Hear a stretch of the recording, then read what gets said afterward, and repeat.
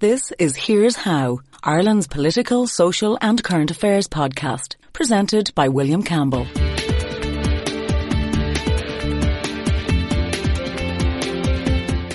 Thank you for downloading episode 71 of Here's How for the 8th of May 2018. We've got another abortion referendum coming up. That makes 6 in my lifetime by my counting. Let's talk about campaigning with one prominent campaigner.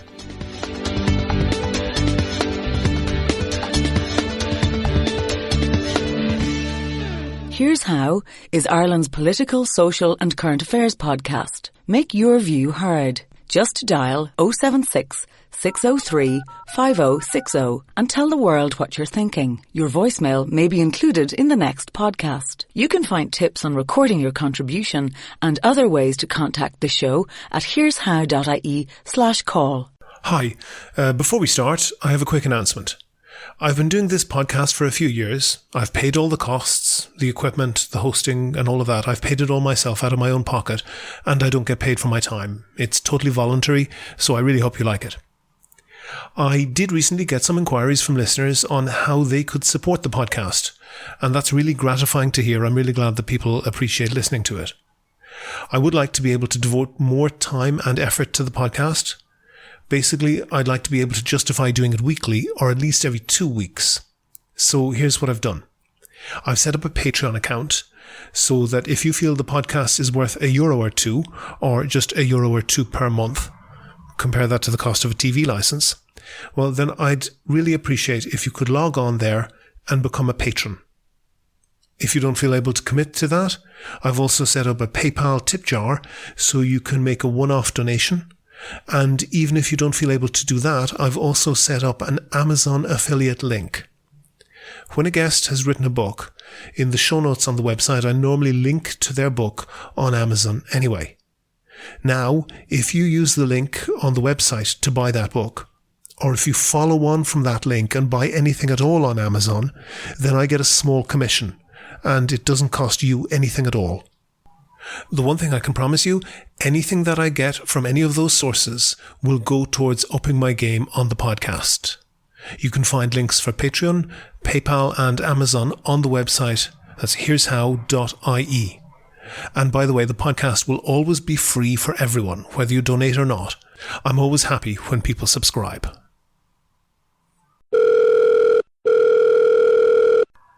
In this podcast, I want to talk about campaigning in referendums, particularly given that we have the referendum to repeal the 8th Amendment going on at the moment. And there's a danger, we perhaps saw it in the Brexit referendum in the UK, that unlike in general elections, groups can effectively throw a hand grenade into the campaign and not be around to answer for the result as a government who might be elected would be. David Quinn, fortunately, who I have on the line now, not only is a prominent campaigner in the no side on the repeal referendum, was also a prominent campaigner in the marriage equality referendum 3 years ago. David, do you think that there's a problem maybe of accountability with referendum campaigning that doesn't exist with general elections?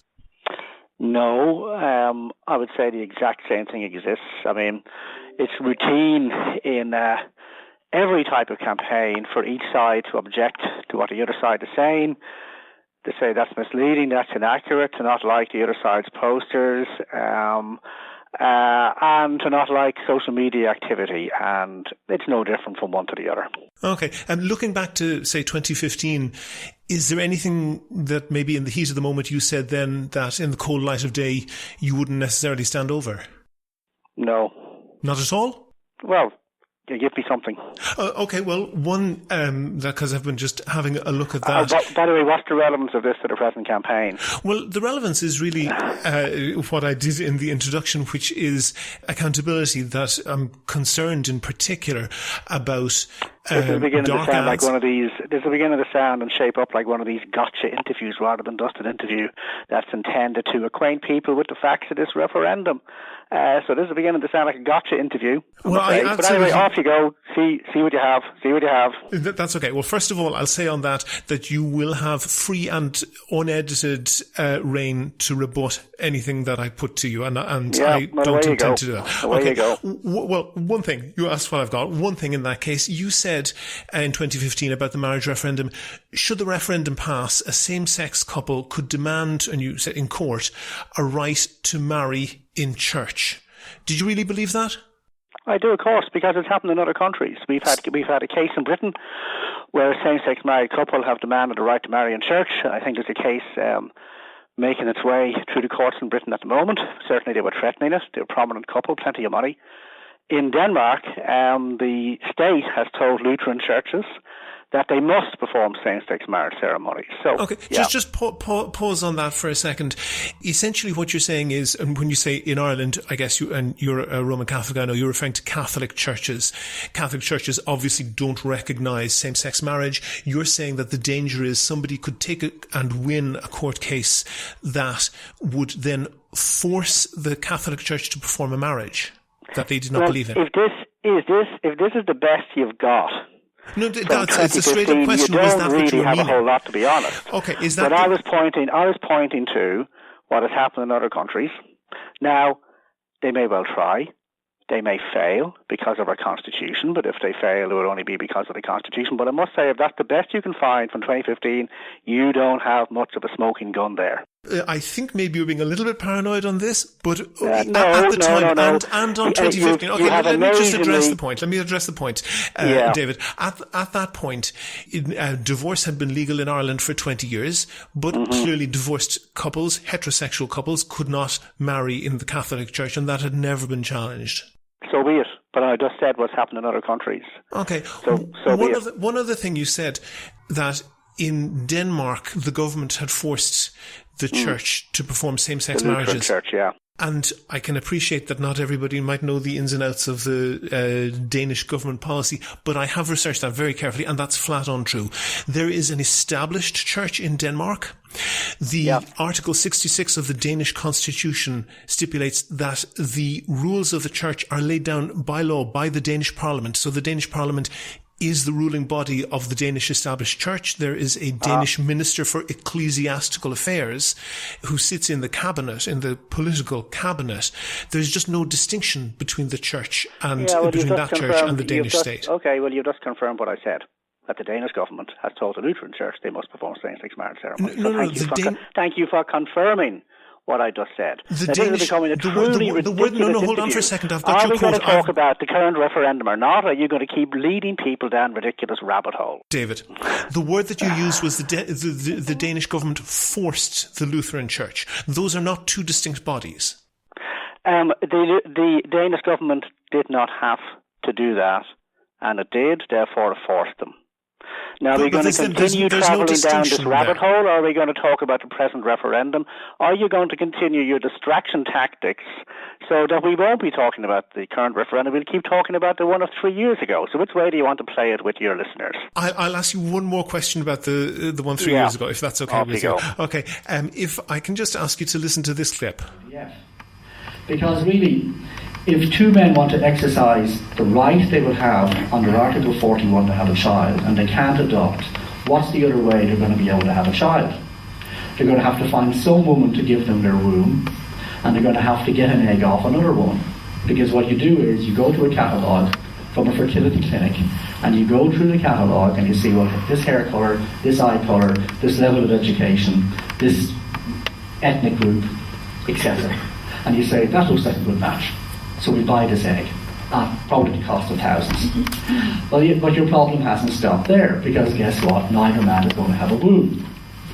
So what happens? You said in that there that two men would have a right to have a child under Article 41 of the Constitution. That was contested hotly by legal authorities at the time, and that clearly hasn't come to pass in the 3 years since. Well, that's because the enabling legislation hasn't yet been passed. I mean, the surrogacy, the bill that would regulate the likes of surrogacy and egg and sperm donation has not yet been passed into law. But when it is passed into law, then a same-sex couple will have exactly the same right to a same-sex married couple, well, and not just married, will have exactly the same right as a opposite-sex couple to avail of surrogacy, etc. So everything I said in that is 100% true. So thank you again for confirming that I was correct in 2015. You're doing your listeners now a great service, because you're proving that my predictions then were correct, And now can we start talking about the present referendum? Are you going to keep down this rabbit hole? Would you agree that there's a distinction between having a right to pursue a family and having a right to be supplied with children? The right is to use whatever available technologies are around, and it is a legal right, to have children. So if an opposite sex couple have that right, and I don't think anybody, by the way, should have a right to avail of surrogacy. I mean, I think surrogacy is a bad thing because it basically commodifies children, and it also is nearly invariably poor women who give up their wombs for the 9 months in return for money. So I'm against anybody using surrogacy, just to be clear, and I'm also against the purchase of somebody else's sperm and somebody else's eggs by whoever it may be.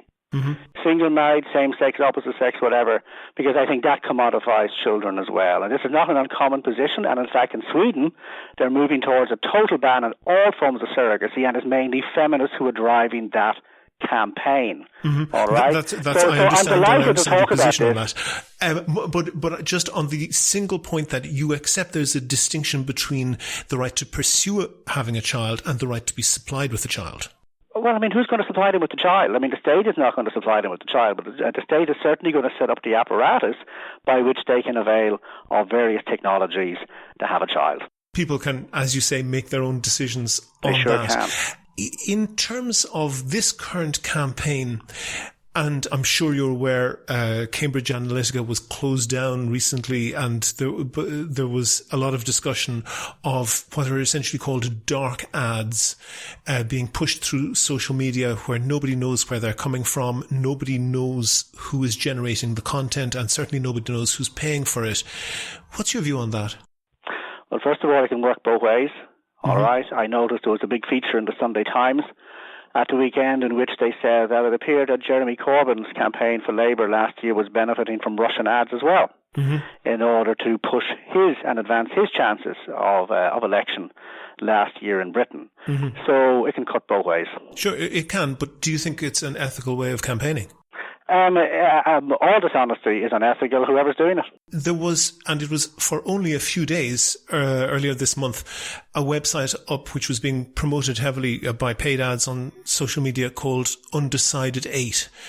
And it was being promoted as though the look of it perhaps was to suggest that it was a neutral website or perhaps from the Referendum Commission. A dive into the technology of that would suggest that it was developed by the same development team that developed the Protect the Eighth campaign. Are you uneasy with that? I know nothing about it. If what you're saying is accurate, then yes, I am. But go and speak to Protect the Eighth about it, not me. Okay, and are you associated with them in any way? I'm not sure. No, we're a separate organisation. But again, have them on. Why have me on? Okay, is there to talk about that? I mean, again, you're leading your listeners down rabbit holes here. Are we going to talk about the present referendum and what's in front of the people, or are you going to continue to lead us down rabbit holes? I'm not sure about the rabbit holes. I'm talking about the campaigning in the referendum. No, but you've asked me two ridiculous questions about the previous campaign. Now you're asking me a question that has absolutely nothing to do with me about this one, and you still haven't asked about the substantive issue, which is what's in front of the people, what they're voting for on May 25th. Why are you engaging in these tactics? It's ridiculous. It's not intended to be a tactic. The idea of course it's a tactic. You're distracting from the substantive issue. It's ridiculous. The substantive issue that I had intended for this was campaigning. This will go down well. This will go down well on Twitter. You'll get lots of applause on Twitter, but who cares? I mean, this is just a ludicrous interview.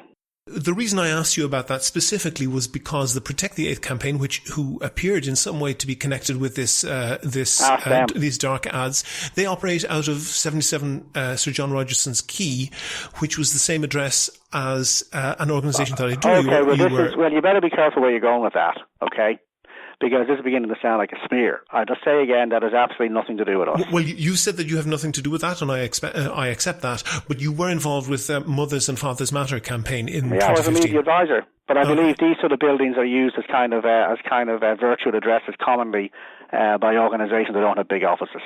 But again, this is essentially a smear tactic you're engaging in now. No, I'm not. And so are you going to leave off I'm asking questions, and I am being particularly careful to allow you to answer in full. You're smearing.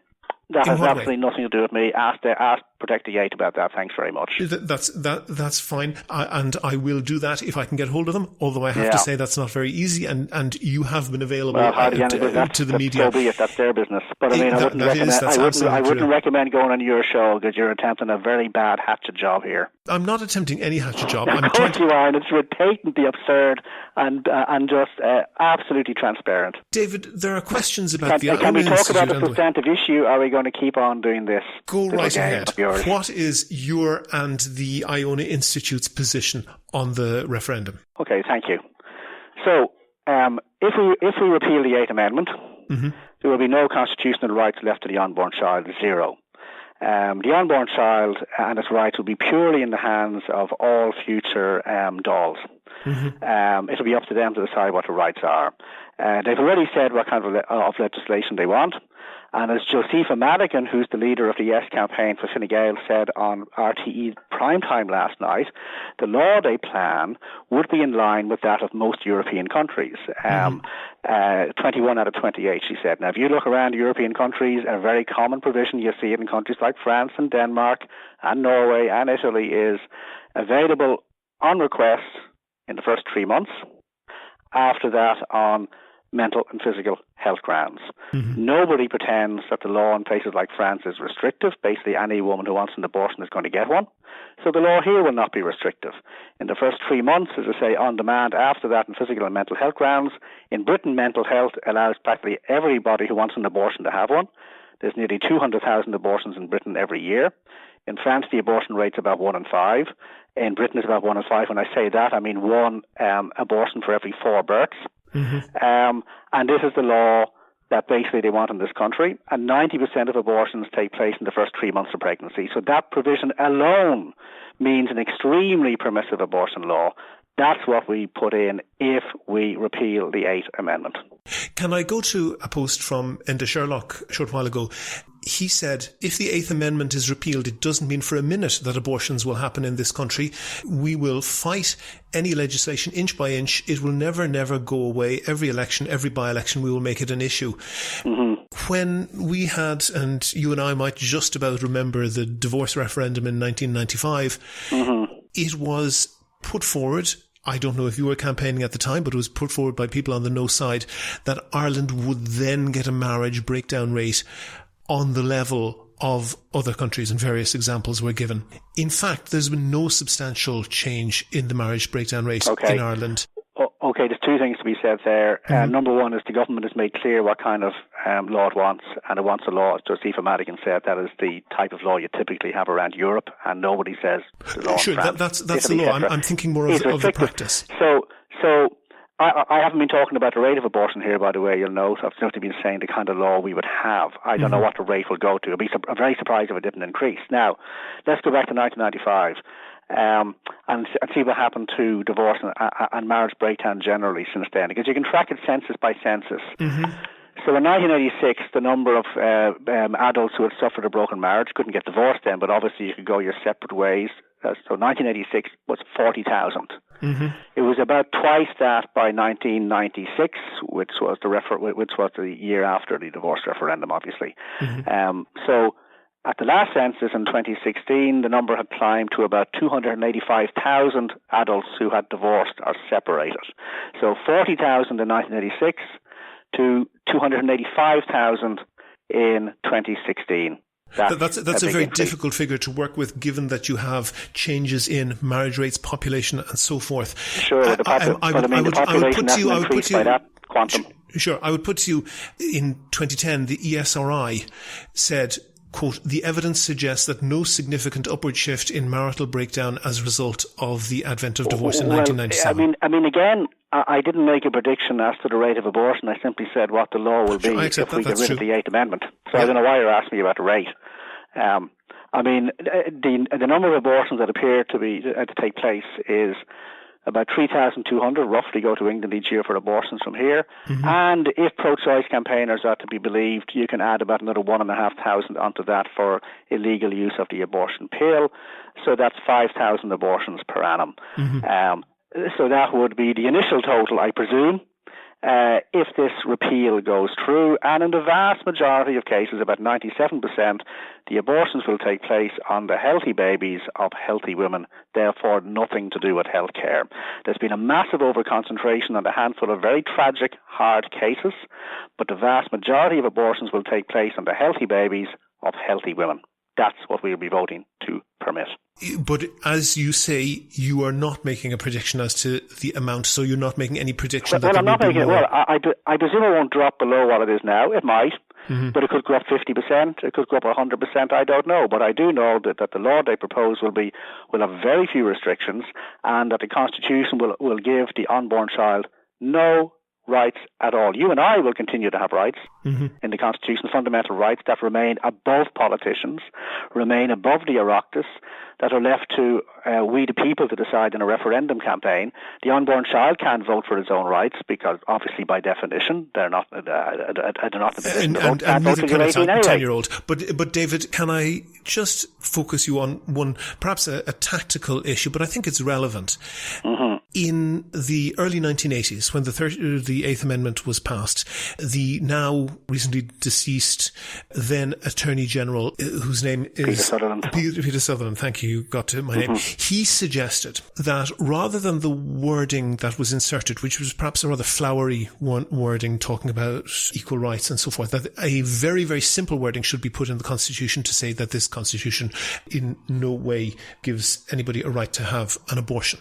Yeah. That was rejected by pro-life campaigners.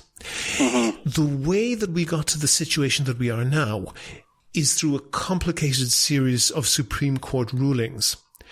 But that series of Supreme Court rulings would not have happened if Peter Sutherland's wording had been used.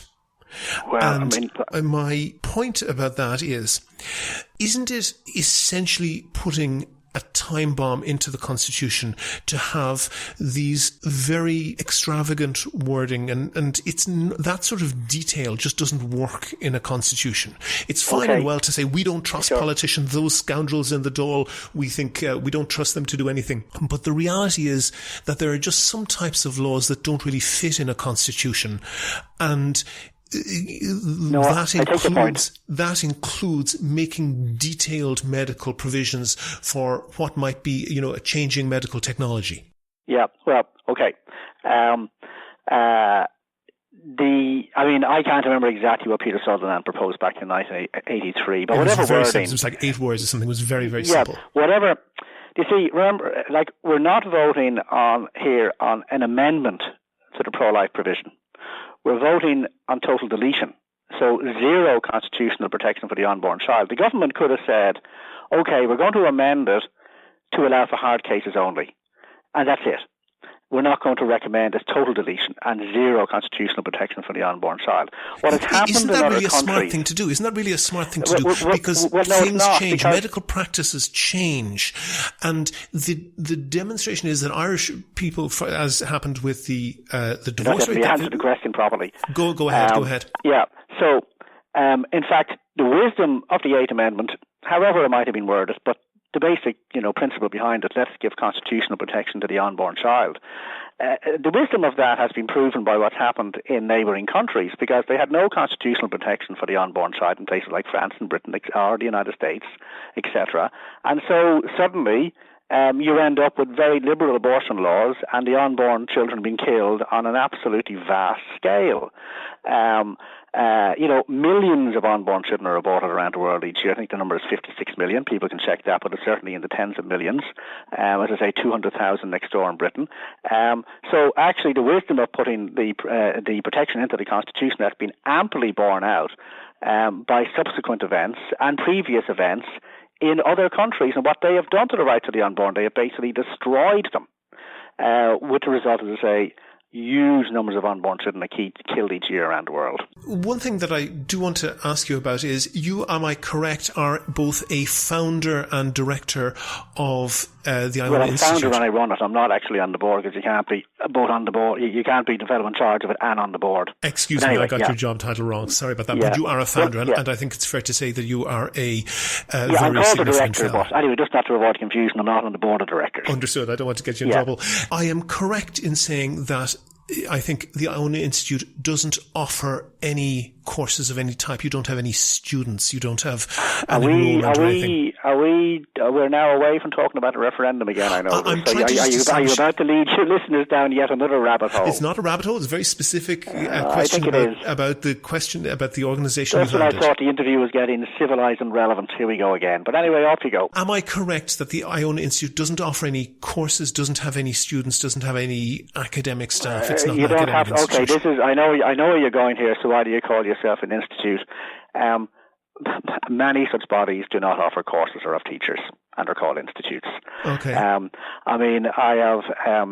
I have Dr. Angelo Bottoni working for me. He's research officer. He's a doctorate in philosophy. The head of our board is Dr. John Murray. We have a Dr. Aina Johnson. We've had Professor Patricia Casey is one of our patrons. Professor Vincent Toomey is another patron.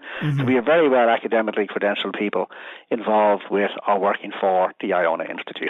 But to be clear, you don't have accreditation to give those people got those qualifications from reputable universities. And I'm not comparing us to the Economic and Social Research Institute. It's a vastly bigger organisation that does some fantastic work, but it doesn't accredit its people either. They've all received their qualifications elsewhere. And the reason I ask you is because I know that in the UK you would not be permitted to use that word institute. Actually, in your name. That's not true. I invite people to look up something called the Christian Institute. It's a very similar organisation to ourselves. And it's permitted to use the word institute. To give you the information that I got, which is from the Company Registrations Office in the UK. Look up the Christian Institute. That belies what you're saying there. What the Company Registration says is to use the word institute. Approval is given only to those organisations which are carrying out research at the highest level or to professional bodies of the highest standings. You need to show that there is a need for the proposed institute and that it has appropriate regulations and examination standards. Well, A, that's Britain. Yes. B, this is Ireland. C, a body like us exists in Britain called the Christian Institute. Look it up. Anybody can look it up right now. Clearly, and to be clear, there's no question that you're entirely permitted to use that name in Ireland. And it's quite likely we would in Britain as well, because as I say, there's a body like us in Britain called the Christian Institute. People can make their own minds up on that. Exactly. And you've just led people down another rabbit hole. There's nothing to do with the referendum whatsoever. And I was led to believe I'd be on here talking about the referendum. And you're leading us down all kinds of blind alleys. It does like this, David, because, and I'm sure you'd agree with me on this, the Iona Institute and you have been extraordinarily successful in getting access to the media. Well, I mean, it's amazing to me that some people, you see it all over social media, seem to kind of resent the fact that there is any other kind of a voice out there. I'm just pointing out that you have been very successful on that. Well, I've been a newspaper columnist currently in the Sunday Times for the last 24 years. I was going on radio and television long before the Iona Institute was ever founded. And I'm sure if the Iona Institute, if I'd never founded it, I'd still be going on radio and television and have my column. Are there any informal, or formal for that matter, but any informal links between the Iona Institute and Opus Dei? No. Okay. Would you... Are you going to ask me next, are you or have you ever been a member of the Communist Party of the United States? Because this is beginning to sound a bit McCarthy. This is beginning to sound a bit McCarthyite now. It's guilt by association again. It's I mean, absolutely I know people in Opus Dei. Some people in Opus Dei are good friends and associates of mine. But do we have any kind of, are we in some way run by Opus Dei or directly or indirectly? The answer is no. Okay. Actually, the question was asking... You'll be asking me next if I got albino monks like in the Da Vinci Code at my disposal. And so why not go away and write a book called the Iona Code? That was not on my list. The question that was on my list was... in tongue-in-cheek, obviously. Is there, to a significant degree, a crossover of membership? Well, you see... I couldn't guarantee that. I couldn't guarantee I would know the answer to that question because I don't go asking people, are they in Opus Dei? Mm-hmm. If you had to have a guess. I don't know what you see, but you see again, this is just a ridiculous type of interview. I'm on to talk about the referendum, and we've spent about 2/3 of our time talking about things other than the referendum. So I think I was brought onto the programme under false pretences. We spent only about 1/3 of the time talking about the referendum. As I see it, it was about campaigning in the referendum. But I was also about, but we're not talking about that anymore, are we? Oh, okay. And you're talking about the referendum 3 years ago, and now you're talking about should we be called an institute, and who do I know in Opus Dei? The reason that I'm asking, David, and I think that it is important to shine a light on where the arguments are coming from. If you go to the social media of people on the other side as rigorous line of questioning as this and bring up as many irrelevancies and lead your listeners down as many blind alleys. If I'm to finish the reasoning, just to finish the reasoning, David, finish the reasoning, there is a very strong theme in social media from people on the no side, on your side of the house. And I'm not accusing you personally of this, but there's certainly, it's something that would be very difficult not to notice coming up and up and again of essentially an accusation of foreign control. Are you going to bring Colin O'Gorman? Are you going to bring Colin O'Gorman on and ask him about the George Soros? I certainly would, and he probably has questions to answer on that. And if I can get hold of him, if I can get hold of him, I promise I will do that. And you've got me. Indeed, yes, and I did mention that you were available when other people are not, and I appreciate that. But my point is that there is, at least in the social media, a degree of conspiracy type thinking. Who cares what's on social media? I mean, social media is just a ridiculous place an awful lot of the time. Okay, everybody knows this, and here's how unrepresentative of public opinion social media is. When I last checked a few months ago, Labour had something like 2/3 as many followers as Fianna Fáil and Fine Gael combined, and Sinn Féin had more social Twitter followers than those two parties combined. Now, Labour is currently about 6% in the polls, and the two main parties are up around 60%. I can go on the website and I can have 1 million followers on Twitter who are all in India and have never sent a tweet, and that's quite easy to So what I'm saying is it's on people make all kinds of accusations on social media. You don't give an accusation any credence because it's said on social media. You've got to actually have some substance behind it. Otherwise, I'm absolutely not, and that's exactly why I'm going after the substance. And there's a question in journalism called, and it's the impossible to answer question, and it's a smear question. I'm not accusing you of doing this, I'm accusing some of the people on social media of doing it. Yes. Called, do you still beat your wife? Yes, I understand. Just asking questions. No, I don't. And it puts this horrible thought into people's heads. And that's what's going on here in social media. No evidence at all, and yet they say it, and next minute I get asked a question about it. That's not journalism. I think that Opus Dei is an extraordinary organisation, and I think it's reasonable to ask. It's not really, to be honest. About the connections. What's it got to do with anything? I mean, like, we are what we are. Like, I mean, as you say, we have a big public profile. We answered the questions, which are thrown at us. We're often out in very hostile circumstances like here and now. That's fine. We're well used to being out in kind of combat-type media situations. And, I mean, the fact is we are willing to put ourselves out there over and over and over again to defend positions that, shall we say, find disfavour in politically correct circles and attract lots and lots of abuse, lots of hostile questions, lots of finger-pointing, lots of paranoia, lots of suspicion. And to a certain extent, this interview is demonstrating everything I've just said there. David Quinn, thank you very much. Thank you. Bye-bye. If you like the Here's How podcast, please rate and review the show on iTunes and other podcast providers. Share it on Facebook and Twitter. Tell your friends. But most of all, make your views heard. Call us on 076 603 5060. Go to the website for sources and David's links, and while you're there, please like the show on Facebook, follow @Here's How Podcast on Twitter, and also you can find out how to subscribe to the podcast for free on your computer, on your phone, or by email. It's all at www.here'show.ie. And just to remind you, I've created a Patreon account and a tip jar, so if you would like to support the podcast, I'd really appreciate it. And you can even do that at no cost to yourself by using the web link to buy the books that I list in the sources or any other product at all on Amazon. Just follow the link and the podcast gets a small commission.